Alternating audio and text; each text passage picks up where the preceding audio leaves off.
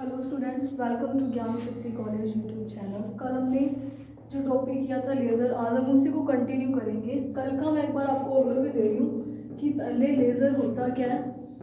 Laser की मैंने कल आपको फुल फॉर्म बताई थी, light amplification by stimulated emission of radiation, जिसमें मैंने बताया था कि जो लेज़र का मेन प्रोसेस है वो इस स्टिमुलेटेड एमिशन पर ही बेस्ड है। अब स्टिमुलेटेड एमिशन क्या था, कल मैंने आपको क्या बताया था कि ये जो है लोअर एनर्जी लेवल है, निम्नतम ऊर्जा स्तर EI और उच्चतम ऊर्जा स्तर EJ है। यहाँ पर इलेक्ट्रॉन होंगे, जैसे ही हम उसके ऊपर कोई फोटोन आपतित करवाते हैं तो वो क्या करता है, इस फोटोन से एनर्जी लेकर के हायर एनर्जी लेवल में जाएगा, जहाँ पर वो 10⁻⁸ सेकंड के लिए ही रह सकता है। अब एनर्जी गेन की है तो वो स्टेबल नहीं है, तो स्टेबिलिटी के लिए 10⁻⁸ सेकंड के बाद वो ऑटोमेटिक नीचे आएगा और फोटोन फिर से रिलीज कर देगा, उत्सर्जन कर देगा उस फोटोन का। अगर ये प्रोसेस अपने आप हो रहा है 10⁻⁸ सेकंड के बाद वो नीचे अपने आप आ रहा है, तो इसको बोलते हैं स्वतः उत्सर्जन।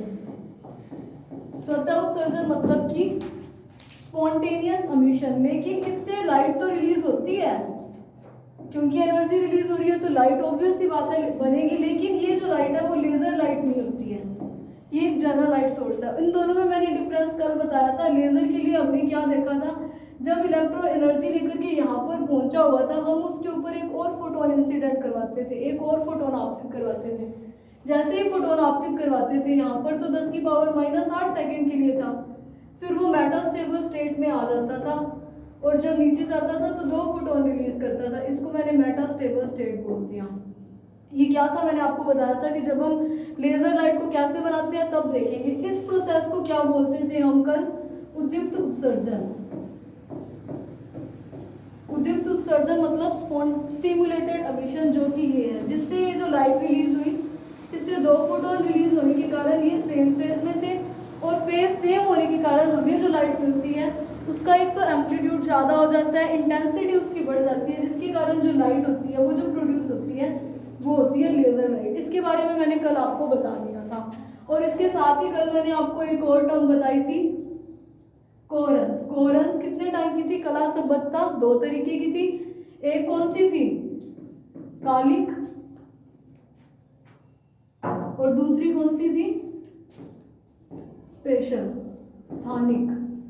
ये दोनों टाइप कल मैंने आपको समझा दिए थे, जिससे हमें क्या पता था, कोहेरेंस लेंथ का एक फॉर्मूला निकला था Q इंटू लैम्डा, जहां पर Q क्या था, लैम्डा ओवर में डेल लैम्डा। इतना हम कल कर चुके थे। अब आज हम करेंगे स्वतः उत्सर्जन, उद्दीप्त उत्सर्जन और अवशोषण क्या होता है। तो पहले हमने क्या देखा था, हम पहले क्या देखेंगे, अवशोषण।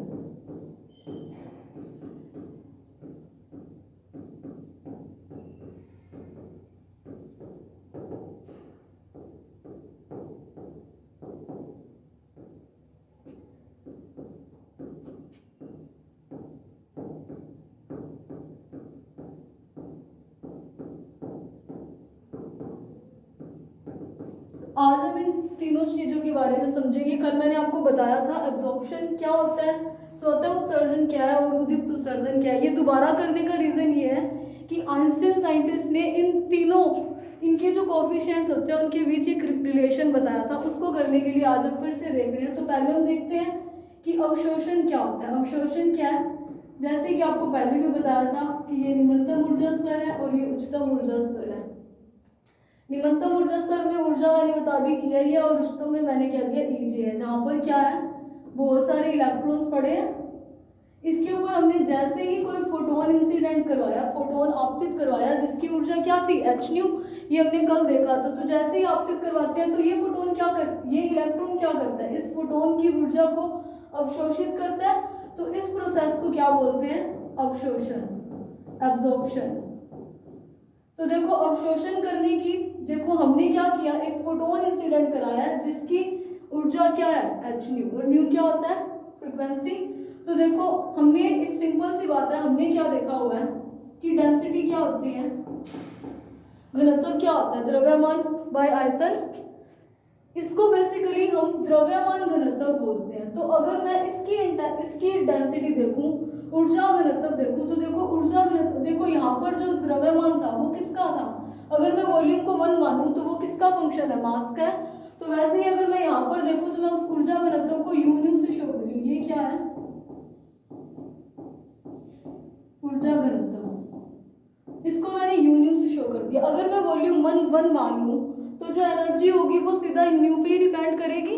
तो मैंने क्या कहा कि ये जो ऊर्जा घनत्व है वो न्यू का फंक्शन है, जिसे मैंने न्यू से शो कर दिया।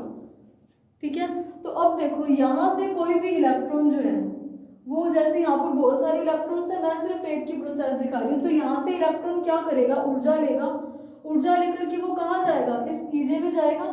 तो जैसे ही ईजे में जाता है तो हम क्या देखते हैं, ईजे में जाने की प्रायिकता, आई जे क्या है, आई से जे में जा रहे हैं इसलिए मैंने लिखा है आई जे। तो आई से जे में जाने की प्रायिकता देखो क्या होगी, किस पे डिपेंड करेगी, यून्यू पे डिपेंड करेगी। जो हमने फोटोन इंसिडेंट कराया है उसकी ऊर्जा पर डिपेंड करेगी। मैंने ऊर्जा घनत्व ले लिया, क्यों, अगर ये 1 होता है तो उस चीज में कोई फर्क नहीं पड़ रहा, इसलिए मैंने यहाँ यून्यू ले लिया। क्यों लिया, क्योंकि देखो ये जो ऊर्जा घनत्व है ये इसी का ही, न्यू का ही फंक्शन है, और वॉल्यूम को अगर पर यूनिट भी मान ले तो कोई फर्क नहीं पड़ेगा। तो ये क्या है, डिपेंड तो ये स्पीड कर रही है ना, कि जो अपनी एनर्जी दे रहे हैं उसे ही तो गेन कर रहा है इलेक्ट्रॉन। तो इसलिए मैंने क्या कहा कि आई से जे में जाने पर इलेक्ट्रॉन की प्रायिकता, यहाँ पर पी क्या है, प्रायिकता,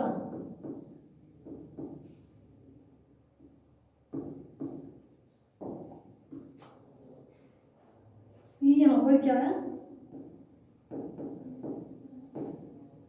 प्रायिकता। अब मैं अगर ये वाला समानुपाती का साइन हटाती हूँ तो देखो क्या आएगा, पी आई जे, इसको मैं लिख दूंगी बी आई जे, क्योंकि आई से जे में ही हम देख रहे हैं संक्रमण, ट्रांजिशन, तो वो यून्यू के इक्वल हो जाएगा। जब मैंने यहाँ पर बी आई जे क्या है, वो इस समानुपाती को हटाने के लिए एक कांस्टेंट आया जिसको क्या बोलते हैं, आइंस्टीन का अवशोषण गुणांक।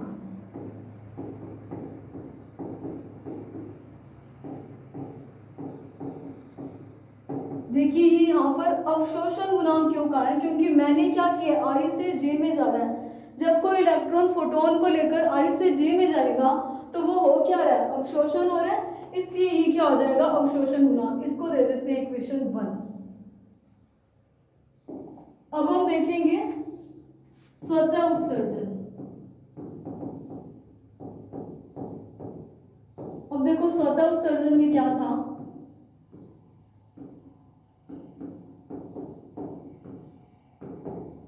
इलेक्ट्रॉन जो है, मैं एक की बात कर रही हूँ, वैसे बहुत सारे हैं, वो कहाँ है ऑलरेडी, वो कहाँ हुआ है, उच्चतम ऊर्जा स्तर में है, फोटोन लेकर के। तो यहाँ पर वो कितने टाइम के लिए है, 10⁻⁸ सेकंड के लिए। 10⁻⁸ सेकंड के बाद हर एक इलेक्ट्रॉन क्या करेगा, वो जो उसने फोटोन यहाँ पर ग्राउंड स्टेट से लेकर वो ऊपर गया था वो वाली ही फोटोन रिलीज करेगा और क्या कर देगा, फिर से स्टेबल होने के लिए अपनी निम्नतम ऊर्जा स्तर में आ जाएगा। ये प्रोसेस अपने आप हुआ है, तो इसको क्या बोल रहे हैं, स्वतः उत्सर्जन हो रहा है, इसलिए ये स्वतः उत्सर्जन। तो देखो इसकी प्रोबेबिलिटी क्या होगी, इसकी प्रायिकता क्या होगी, अब मैं पी जे आई करूंगी,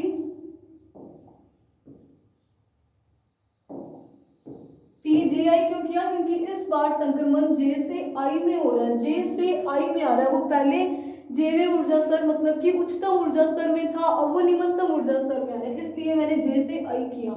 अब देखो ये जो प्रोबेबिलिटी होगी ये क्या होगी, कांस्टेंट होगी। कैसे कांस्टेंट होगी, ये नियतांक कैसे होगी, नियत कैसे होगी, देखो जो भी इलेक्ट्रॉन यहाँ से निम्नतम ऊर्जा स्तर से ऊर्जा लेकर के उच्चतम ऊर्जा स्तर में गया है, वहां पर उसका लाइफ टाइम क्या है, 10⁻⁸। 10⁻⁸ सेकंड के बाद हर एक इलेक्ट्रॉन स्टेबल होने के लिए अपने आप ही नीचे आएगा। तो यहाँ पर तो हमें कोई फोटोन इंसिडेंट करवाने की जरूरत नहीं पड़ी ना, अगर वो स्वतः उत्सर्जन कर रहे हैं। तो इसका मतलब जितने भी इलेक्ट्रॉन नीचे से ऊपर गए थे ऊर्जा लेकर वो अपने आप नीचे आएंगे, तो इसलिए ये क्या हो जाएगी, कांस्टेंट हो जाएगी। लेकिन उद्दीप्त उत्सर्जन में ये कांस्टेंट नहीं होती, तो इस कांस्टेंट को मैंने मान लिया ए जे आई। जैसे वहां पर बी आई जे क्या था, आइंस्टीन का अवशोषण गुणांक था, तो यहाँ पर ये क्या हो जाएगा, आइंस्टीन का स्वतः उत्सर्जन गुणांक।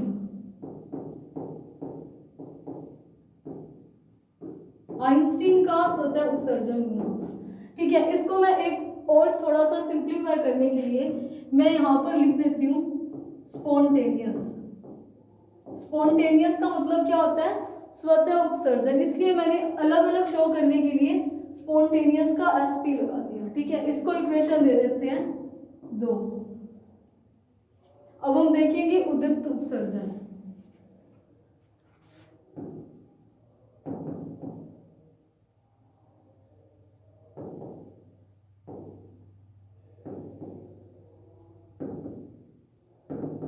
देखो उद्दीप्त उत्सर्जन में क्या था, लेजर लाइट को लेने के लिए हमें जो हम चाहते हैं लेजर लाइट बनाना, उसको बनाने के लिए हमने क्या किया था, उद्दीप्त उत्सर्जन कराया था, जिसे स्टिमुलेटेड एमिशन या फिर इंड्यूस्ड एमिशन क्या कहते हैं। ये चीजें हमने कल वाले लेक्चर में डिस्कस की थी, ठीक है। तो देखो यहाँ पर हमने क्या देखा था कि इलेक्ट्रॉन जो ईजेवी ऊर्जा स्तर में है, मतलब हायर एनर्जी लेवल में है, वहां से हम उसके ऊपर क्या करते हैं, एक और फोटोन आपतित करवा देते हैं। जैसे ही फोटोन आपतित करवाते हैं तो ये क्या होगा, एनर्जी इसके पास ऑलरेडी थी, अब और आ गई, तो ये अनस्टेबल तो रहा ही है, अब तो थोड़ा और ज्यादा हो गया, तो ये क्या करेगा, यहाँ पर आ जाएगा, जिसको हमने क्या बोला था, मित स्थायी अवस्था।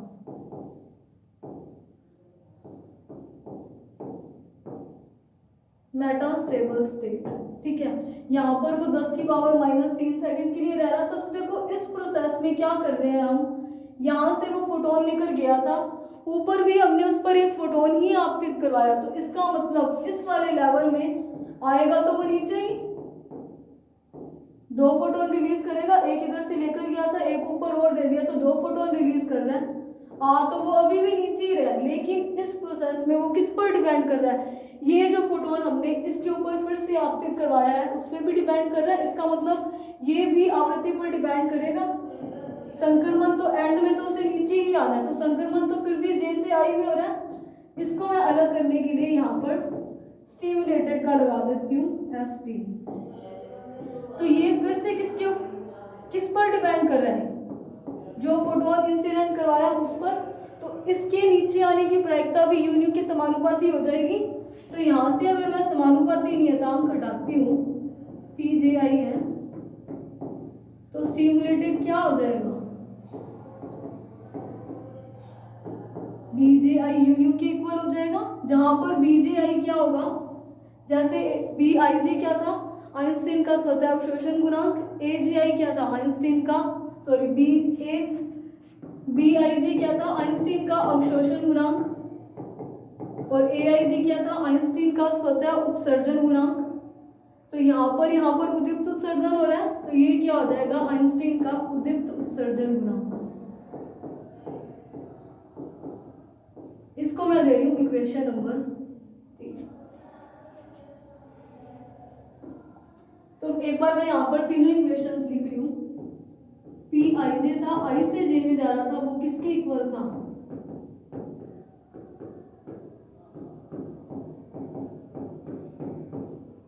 स्पॉन्टेनियस था, जो कि कांस्टेंट था, क्योंकि जितने इलेक्ट्रॉन ऊपर गए थे वो अगर नीचे आएंगे भी तो एक अपने वहां पर जितना टाइम पीरियड के लिए वो रह सकते हैं, उसके बाद वो अपने आप नीचे आएंगे, कोई फोटोन की जरूरत नहीं है। अगर स्वतः करवा रहे हैं तो,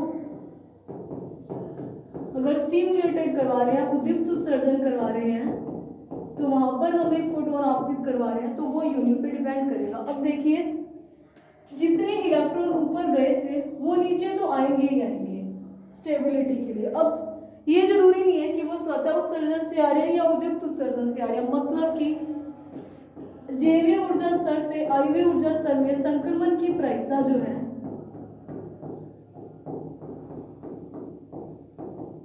इन दोनों के योग के इक्वल हो जाएगी, इन दोनों के सम के इक्वल ही होगी, चाहे स्वतः उत्सर्जन हो रहा है चाहे उद्दीप्त उत्सर्जन हो रहा है, दोनों में काम क्या है, हायर एनर्जी लेवल से लोअर एनर्जी लेवल में ही आना है। तो इसका मतलब पीजे आई क्या हो जाएगा, इन दोनों के सम के इक्वल होगा। तो यहाँ पर मैं क्या लिख सकती हूँ,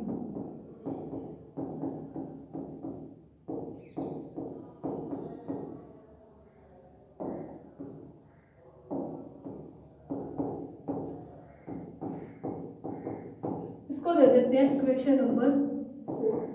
तो ये तीनों क्या थे, ये है आइंस्टीन के अवशोषण गुणांक, स्वतः उत्सर्जन गुणांक, उद्युक्त उत्सर्जन गुणांक। ये क्या है, I वे ऊर्जा स्तर से J वे ऊर्जा स्तर में जाने की प्रायिकता, और ये क्या है, J से वापस I में आने की प्रायिकता, जो कि स्पॉन्टेनियस और स्टिमुलेशन दोनों के योग के इक्वल होते हैं। इतना मेरे हिसाब से आपको क्लियर होगा। तो अब अपने देखते हैं कि ये जो आइंस्टीन के गुणांक थे, इनके बीच में क्या रिलेशन है। ये डायरेक्ट क्वेश्चन भी आता है।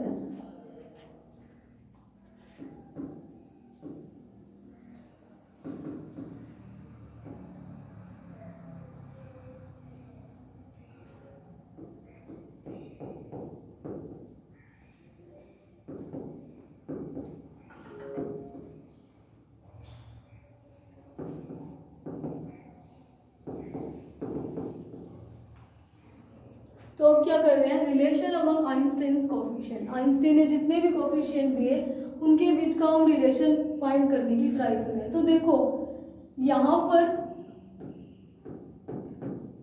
I से J में जब जा रहे हैं तो मैंने मान लिया कि पर सेकंड में यहाँ पर क्या हो रहा है, अवशोषण हो रहा है, एब्जॉर्प्शन हो रहा है। तो मैंने उसकी रेट को RA लिख दिया। A का मतलब एब्जॉर्प्शन, मतलब कि अवशोषण। तो देखो RA मान लिया कि यहाँ पर निम्नतम ऊर्जा स्तर में इलेक्ट्रॉन्स की संख्या Ni है, I था, I के लिए I लिख दिया, और J में ऊर्जा स्तर में मान लिया Nj है।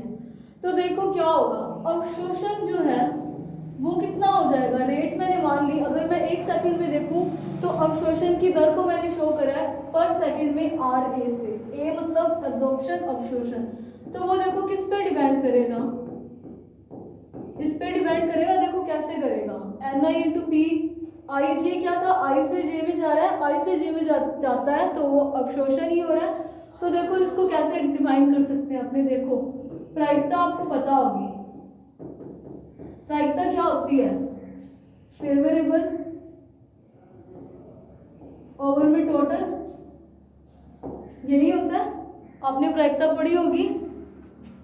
जैसे कि इसमें था ना कि कोई कॉइन है, उसको उछाल रहे हैं, एक ही कॉइन को उछाल रहे हैं, तो या तो हेड आएगा या टेल आएगा। तो इसकी प्रोबेबिलिटी टेल आने की क्या होगी, एक बार ही टेल आ सकता है। तो फेवरेबल क्या हुआ, 1 बाय टोटल कितनी है 2। वैसे ही हेड आने की क्या हो जाएगी 1/2। तो मैंने फेवरेबल बाय टोटल कर दिया। तो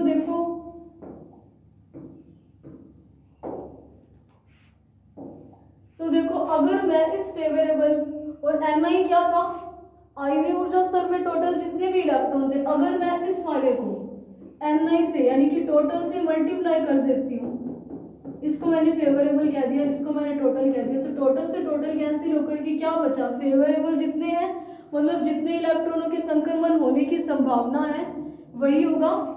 इसका मतलब क्या हुआ, काटने से क्या मिला, जितने अवशोषण हुए थे हमें सिर्फ वही मिला है। तो यहाँ पर इसको लिखने का रीजन यही था, Ni इंटू PiJ।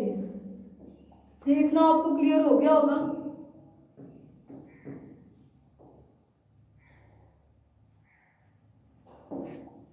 तो इसको दे देती हूँ इक्वेशन 1। ये क्या है, RA है 1 सेकंड में इलेक्ट्रॉनों के फोटोन को अवशोषण करने की दर, जो कि किसके इक्वल होगा, Ni यानी कि निम्नतम ऊर्जा स्तर में जितने इलेक्ट्रॉन थे उनकी संख्या इंटू I से J में इलेक्ट्रॉनों के जाने की प्रायिकता।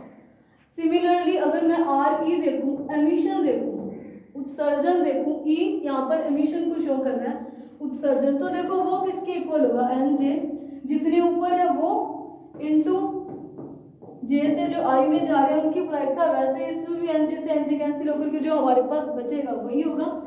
यहाँ पर हमारे पास PGI क्या है, हमने क्या देखा था, PGI क्या आया था,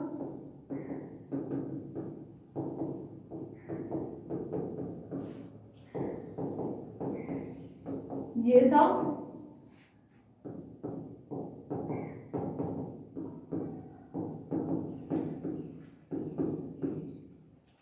तो देखो यहाँ से अगर मैं वैल्यू लिखूं तो Nj क्या हो जाएगा,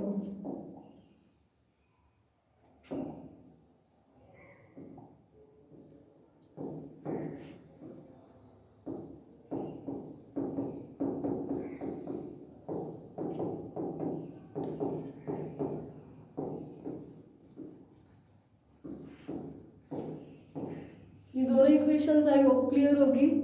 तो अब देखो, अगर यहाँ से कोई भी इलेक्ट्रॉन फोटोन को लेकर के हायर एनर्जी लेवल में जा रहा है तो वो क्या करेगा, एनर्जी रिलीज करके वापस लोअर एनर्जी लेवल में तो आएगा ही। अब चाहे वो स्वतः से आ रहा है चाहे वो उद्दीप्त उत्सर्जन से आ रहा है, इस चीज को एक बार कंसीडर ना करें तो इसका मतलब क्या है, जितना एब्जॉर्प्शन का रेट था उतना ही एमिशन का रेट भी होगा, क्योंकि जो इलेक्ट्रॉन एनर्जी लेकर ऊपर गया वो नीचे तो आएगा ही आएगा। तो मतलब क्या हुआ, आर ए जो है वो आर ई के इक्वल होगा।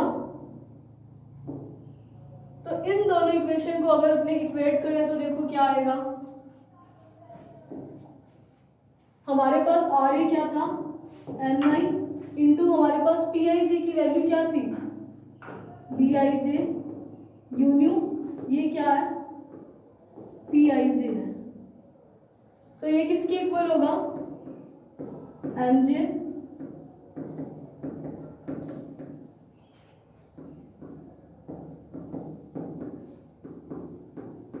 इसके इक्वल हो जाएगा।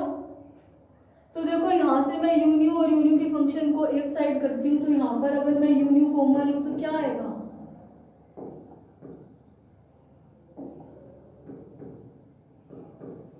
एन आई बी जे आई माइनस हो जाएगा, ये वाली टर्म इस साइड आएगी, उसके बाद हम यू न्यू कॉमन ले रहे हैं,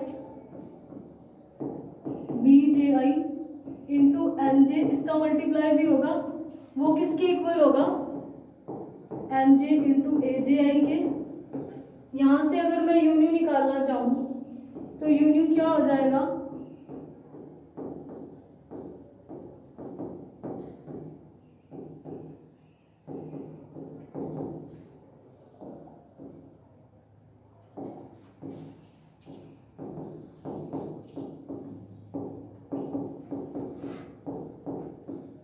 ये हो जाएगा। तो यहाँ से सिर्फ हम अब क्या कर रहे हैं, इन कोफिशिएंट के बीच का रिलेशन निकालने के लिए हम दो चीज़ों का यूज़ करेंगे, एक होगी मैक्सवेल डिस्ट्रीब्यूशन लॉ, मैक्सवेल वितरण नियम, और दूसरा प्लांक का विकिरण नियम। ये क्या है, इसका आप एक बार अपने डायरेक्ट फॉर्मूला यूज़ करें, ये क्या है, जब हम ये टॉपिक करेंगे तब आपको बताऊंगी। तो देखो यहाँ पर मैं सिर्फ और सिर्फ उन दो इक्वेशंस के बराबर उसकी कंपैरिजन के जैसा बनाने के लिए सिर्फ कॉमन ले रही हूँ। तो यहाँ से मैं ये वाली टर्म कॉमन लेती हूँ, तो यहाँ पर क्या हो जाएगा, ये जे है,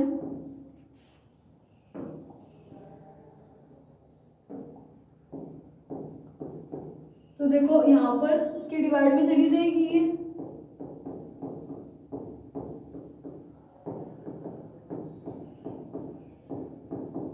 माइनस इधर तो 1 बच जाएगा, यहाँ से एन जे कैंसिल हो रहा है, तो यहाँ पर यू न्यू की वैल्यू हमारे पास क्या आई, ये जो बी आई है मैं इसके डिवाइड में भी लिखूं तो भी कोई फर्क नहीं पड़ेगा,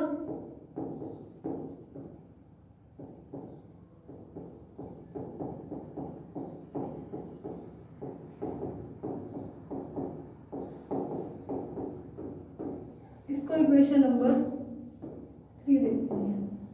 तो देखो यहाँ तक मैंने क्या किया था, मैंने क्या बताया था आपको कि रेट ऑफ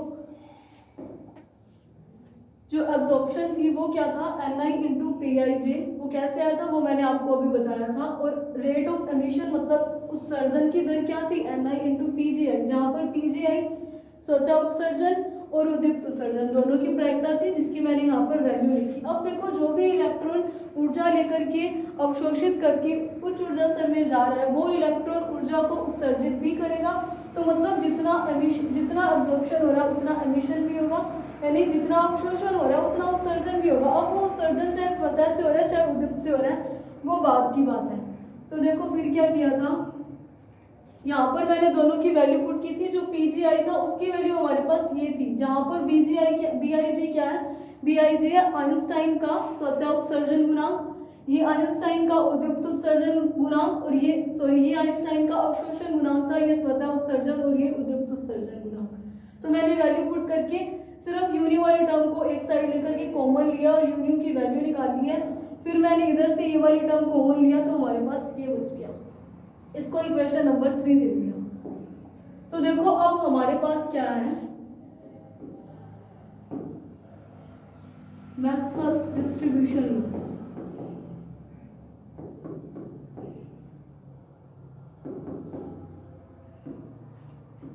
मैक्सवेल वितरण नियम जो है वो जब हम करेंगे डिटेल में तब अलग बात है, लेकिन अभी मैं आपको सिर्फ इसका जो फॉर्मूला हमें यहाँ पर यूज होना है मैं आपको वो बता रही हूँ। मैक्सवेल वितरण नियम के अनुसार परमाणुओं के जो इलेक्ट्रॉन है, अणु है, उनकी संख्या जो है वो किस पे डिपेंड करती है, e की पावर -e ओवर में kT की। ये कैसे होती है, एक बार आप डायरेक्ट फॉर्मूला याद रखें। तो यहाँ पर देखो ये क्या, इलेक्ट्रॉनों की संख्या जो कि किसके समानुपाती है, e की पावर माइनस e जो है यहाँ पर एनर्जी है, k होता है बोल्ट्जमैन नियतांक।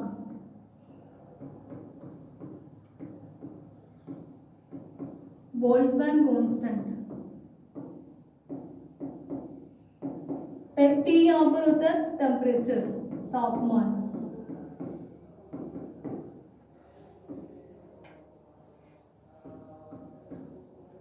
ठीक है, तो देखो अगर मैं I में ऊर्जा स्तर में करूं तो वहां पर इलेक्ट्रॉन कितने थे, Ni, तो वो किसके प्रोपोर्शनल हो जाएगा, Ebi में ऊर्जा स्तर की Ei थी ओवर में kT।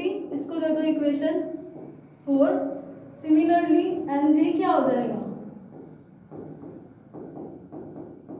अब देखो इसको इक्वेशन 5 देखो, हमारे पास जो हमने अभी फोर्थ इक्वेशन यूज करी थी वो क्या थी,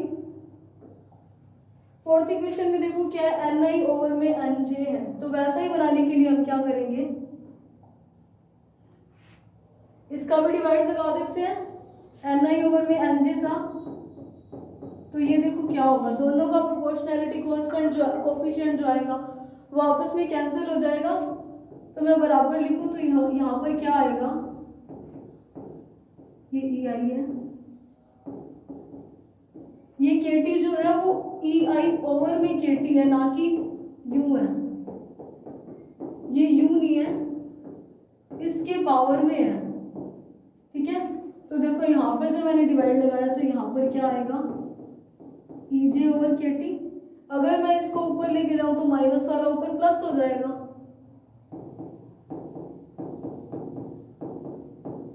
इसके पूरे के डिवाइड में मैं kT लिख सकती हूँ। ये वाली टर्म जब ऊपर जाएगी तो ये वाली पॉजिटिव हो जाएगी, 1/kT जब कॉमन लेंगे तो क्या बनेगा, Ej माइनस Ei। इसको इक्वेशन नंबर, एक बार इक्वेशन देने से पहले देखो अभी मैंने आपको क्या बताया था, सेम प्रोसेस, यहाँ से इलेक्ट्रॉन फोटोन लेकर के जब हायर एनर्जी लेवल में जा रहा है यहाँ पर, फिर यहाँ से भी क्या करेगा, नीचे आते टाइम फोटोन ही रिलीज करता है। मतलब कि जब इलेक्ट्रॉन यहाँ से यहाँ जा रहा है या फिर नीचे भी आ रहा है तो उस केस में क्या हो रहा है, वो रिलीज क्या कर रहा है, फोटोन रिलीज कर रहा है। मतलब इन दोनों एनर्जी का डिफरेंस किसके इक्वल है, h के इक्वल है।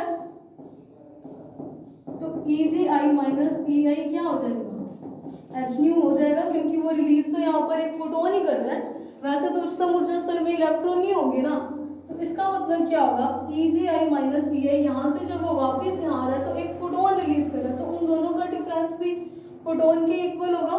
तो यहाँ पर मैं लिख सकती हूँ h ओवर में kT, h प्लैंक कांस्टेंट होता है। इसको अब इक्वेशन दे देते हैं 6। आई होप ये क्लियर हो गया होगा कि Ej माइनस Ei जो है वो h नहीं होता है, क्योंकि वो जब ऊपर से नीचे आ रहा है तो वो उसी फोटोन को रिलीज कर रहा है। तो मतलब इन दोनों की एनर्जी का जो डिफरेंस है वो इस फोटोन का ही होता है, क्योंकि इस फोटोन को लेकर ही ऊपर गया था। तो देखो एक मैंने आपको बोला था कि इसमें मैक्सवेल वितरण नियम का यूज करेंगे, और दूसरा हम क्या कर रहे हैं, प्लैंक रेडिएशन लॉ, प्लैंक विकिरण नियम।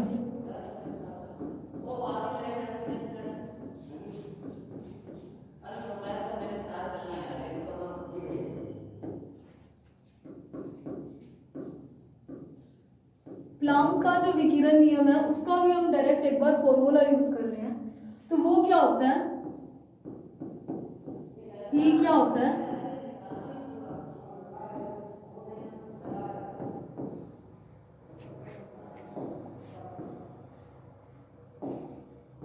ऊर्जा घनत्व किसके इक्वल होता है,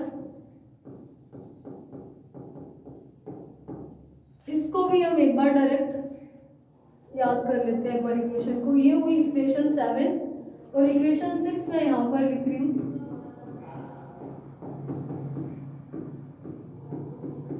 ये थी हमारी इक्वेशन 6 और इक्वेशन 5 क्या थी?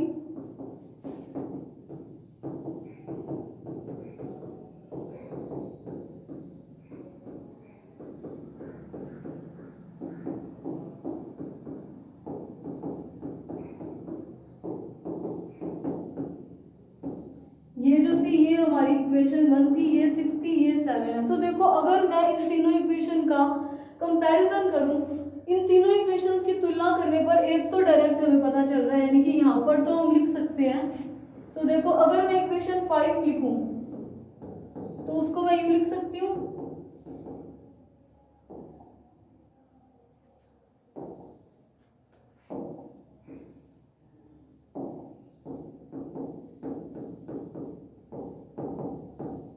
देखो इक्वेशन 6 से ni ओवर में nj की क्या वैल्यू आई,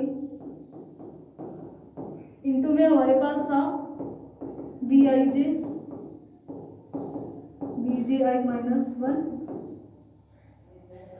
तो देखो इन दोनों इक्वेशंस की कंपैरिजन करने से क्या पता चल रहा है कि देखो अगर मैं प्लांक के विकिरण नियम इक्वेशन 7 की इस इक्वेशन से तुलना करूं तो देखो यहाँ पर इसके मल्टीप्लाई में 1 है, अगर मैं मल्टीप्लाई 1 करूं या ना करूं कोई फर्क नहीं पड़ रहा है। तो मतलब इसकी वैल्यू क्या बन रही है, हमारे पास क्या बन सकती है 1। इन दोनों इक्वेशन की तुलना करने पर इसकी मल्टीप्लाई में अगर मैं मानूं 1 है, 1 से मल्टीप्लाई करने पे कोई फर्क तो नहीं पड़ेगा, तो इसका मतलब इस वाले जो टर्म है इसकी वैल्यू 1 बन रही है। और ये जो टर्म है देखो -1 इसमें भी था इसमें भी था, मतलब इस वाले टर्म की वैल्यू क्या हो सकती है, ये हो सकती है। सिंपली मैंने सिर्फ और सिर्फ प्लैंक के विकिरण नियम और जो हमने इस आइंस्टाइन के कोफिशिएंट से जो यूनियन निकाला था उनकी कंपैरिजन करा, जिससे हमें क्या पता चला 8πh³ ओवर में c³ की वैल्यू क्या हो सकती है, ये हो सकती है, और इस वाले टर्म की वैल्यू 1 हो सकती है। तो देखो मैं इसको ये लिख सकती हूँ,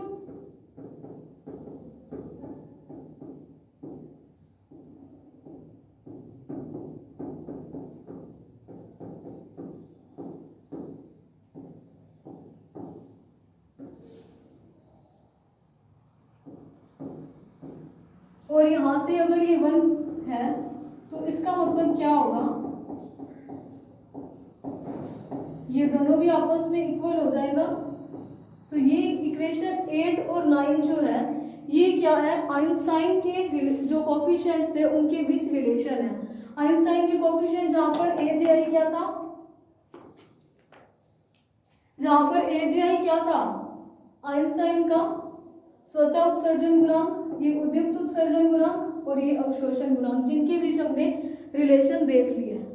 तो ये क्या आएगा आपके पेपर में डायरेक्ट क्वेश्चन भी आ सकता है, आइंस्टाइन के तीनों गुणांकों के बीच का रिलेशन।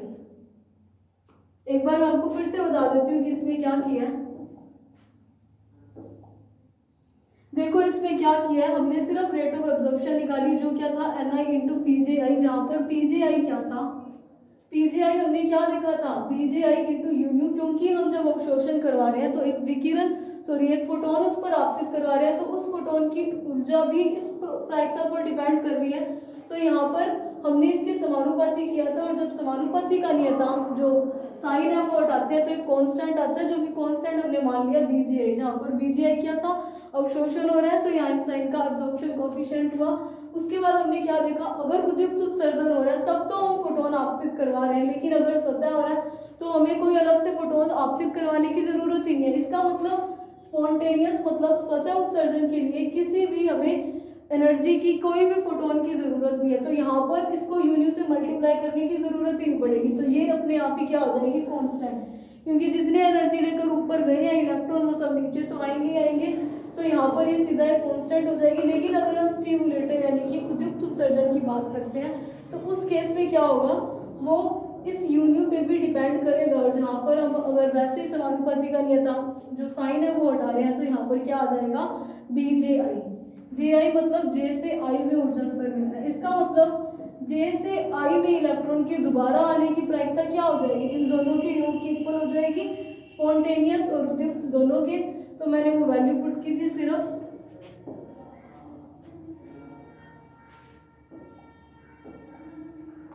यहाँ से अवशोषण की दर निकालनी और यहाँ से ये उत्सर्जन की दर क्या हो जाएगी, जितने नंबर ऑफ इलेक्ट्रॉन है इनटू उसकी प्रोबेबिलिटी। यहाँ पर ni क्या है, आणविक ऊर्जा स्तर में इलेक्ट्रॉनों की संख्या, ये हमने माना है और वैसे ही हमने nj माना है। तो देखो रेट ऑफ एमिशन जो है वो इतना आ जाएगा। अब जितने एब्जॉर्ब करके लाइट, जितनी एनर्जी को एब्जॉर्ब करके हायर एनर्जी लेवल में जा रहे हैं उतने ही वापस भी आएंगे। तो मतलब रेट ऑफ एब्जॉर्प्शन और रेट ऑफ एमिशन क्या हो जाएगा, इक्वल हो जाएगा। तो उसकी वैल्यू पुट करी, यून्यू वाली टर्म को एक साइड लेकर के यून्यू की वैल्यू निकाली। अब आइंस्टाइन के इन जो कोफिशिएंट्स हैं इनके बीच रिलेशन निकालने के लिए हमने दो और अलग इक्वेशंस का यूज किया था। जो एक तो थी मैक्सवेल वितरण नियम। मैक्सवेल वितरण नियम के अनुसार जो परमाणुओं की संख्या होती है वो इस वाली टर्म के समानुपाती होती है। ये आप एक बार डायरेक्ट याद कर लीजिए, जब ये टॉपिक करेंगे तब इसको ब्रीफ से समझाया जाएगा। तो देखो अगर मैं आणविक ऊर्जा स्तर की बात करूं तो यहाँ पर ni हो जाएगा, वैसे ही उसकी एनर्जी ei थी तो वहाँ पर ei हो गया। सिमिलरली nj का मैंने टर्म लिखा। अब इस वाली टर्म में हमारे पास यून्यू जो हमने वैल्यू निकाली थी वहाँ पर क्या आ रहा था, ni ओवर में nj। तो वैसा ही बनाने के लिए सिर्फ इनका डिवाइड लगाया, जो कि ये टर्म आई और ये डिफरेंस h न्यू के इक्वल होता है।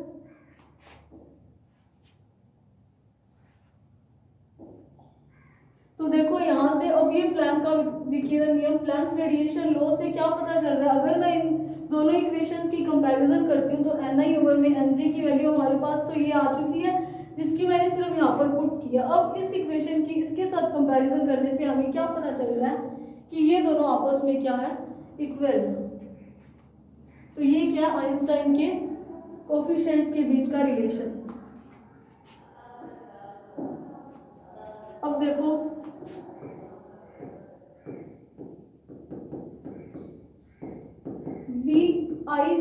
BJ के इसके इक्वल होने का मतलब क्या है, ये क्या था, अवशोषण का गुणांक था और ये क्या है, उत्सर्जन का गुणांक जो कि उद्दीप्त है। ये बहुत ही आइडियल केस लिया गया है क्योंकि देखो कोई भी इलेक्ट्रॉन है वो यहाँ से ऊपर जा रहे हैं एनर्जी लेकर के, वो यहाँ पर 10 की पावर -8 सेकंड के बाद हम चाहे कितनी भी ट्राई कर ले, ऐसा नहीं कर सकते हैं कि सारा का सारा हम जो एब्जॉर्प्शन है वो स्टिमुलेटेड ही करवाएं।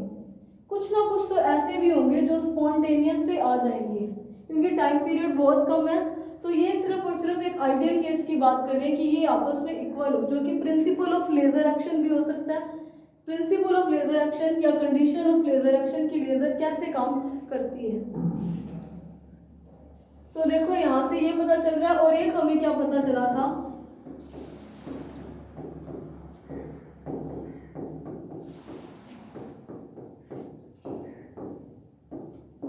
अब देखो यहाँ पर 8 पाई h और c कांस्टेंट है। c क्या होता है, वेलोसिटी ऑफ लाइट। ये सब कांस्टेंट है, मतलब ये किस पे डिपेंड कर रहा है, यून्यू की डिपेंड कर रहा है। तो इसका मतलब क्या है, ये यून्यू जो ये जो फ्रीक्वेंसी, ये जो न्यू है वो इसके तो प्रोपोर्शनल है और इसके क्या इनवर्सली प्रोपोर्शनल, मतलब इसके बढ़ने से ये बढ़ेगा लेकिन ये तो घटेगा। यहाँ पर ये क्या था, उद्दीप्त था और ये क्या है, स्वतः उत्सर्जन। तो देखो इसका मतलब क्या है, जो हमने फोटोन इंसिडेंट करवाया है अगर मैं उसकी फ्रीक्वेंसी जो है वो ज़्यादा ले लूँ तो देखो BGI क्या था, उद्दीप्त उत्सर्जन, वो क्या हो जाएगा, ऑटोमेटिकली कम हो जाएगा। लेकिन ये तो लेज़र के लिए ज़रूरी नहीं है क्योंकि लेज़र के लिए हम करवा क्या रहे थे, हम तो पर्पसली ये करवा रहे थे उद्दीप्त उत्सर्जन। तो इसका मतलब जो हम फोटोन इंसिडेंट करवाते हैं उसकी फ्रीक्वेंसी जो है वो कम होनी चाहिए। अगर वो कम होगी तो ये ऑटोमेटिक बढ़ जाएगा और हमें क्या चाहिए होता है, इसके लिए ज़्यादा उद्दीप्त उत्सर्जन चाहिए होता है। तो ये भी एक लेज़र के काम करने की कंडीशंस है। एक कंडीशन तो ये होगी कि ये बराबर हो, जो कि वैसे एक आइडियल है, और दूसरी कंडीशन क्या होगी कि ये जो अब फ्रीक्वेंसी जो हम फोटोन इंसिडेंट करवा रहे हैं उसकी फ्रीक्वेंसी कम हो जानी चाहिए। तो ये था हमारा आज का टॉपिक, आइंस्टाइन के कोफिशिएंट्स के बीच का रिलेशन। बाकी के लेक्चर को हम कल कंटिन्यू करेंगे आगे। Thanks for watching.